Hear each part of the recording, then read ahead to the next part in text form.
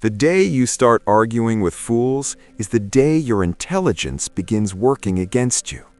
What feels like power in that moment is usually leakage.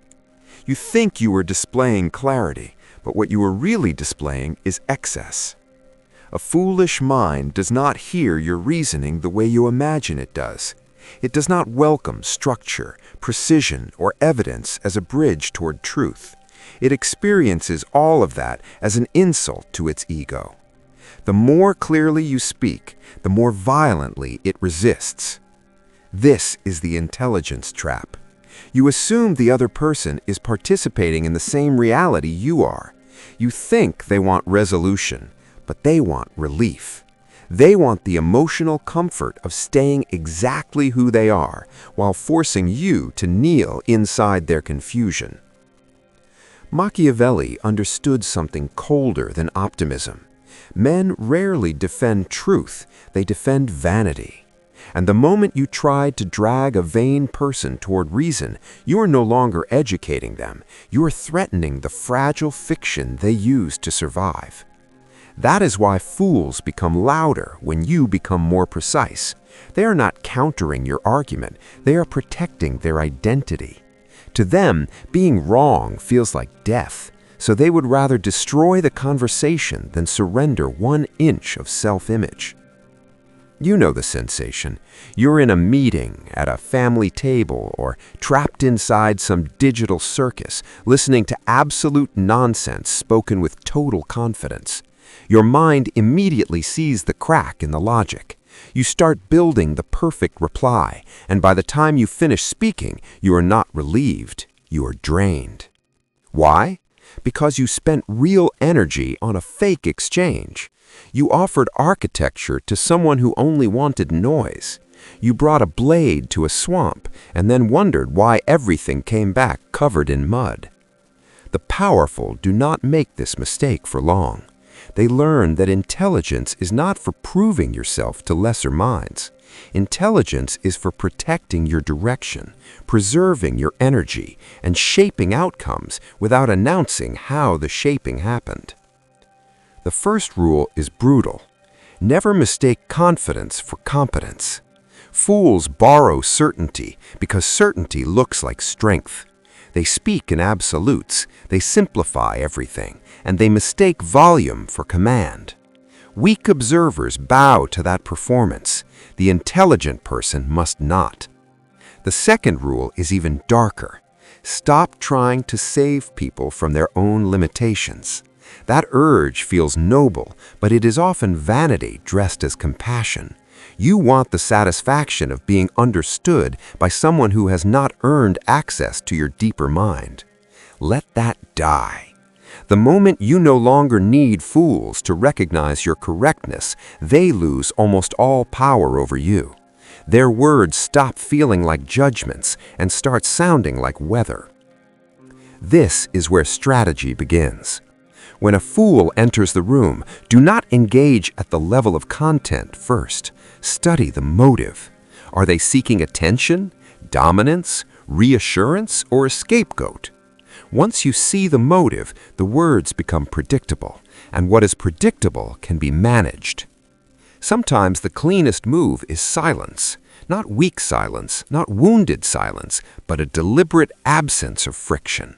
Fools feed on resistance, deny them that friction, and their performance starts collapsing under its own weight. Sometimes silence is not enough. Then you use redirection. Do not wrestle with the absurdity directly. Move 1 layer above it. Shift attention from their claim to the mechanism behind the claim.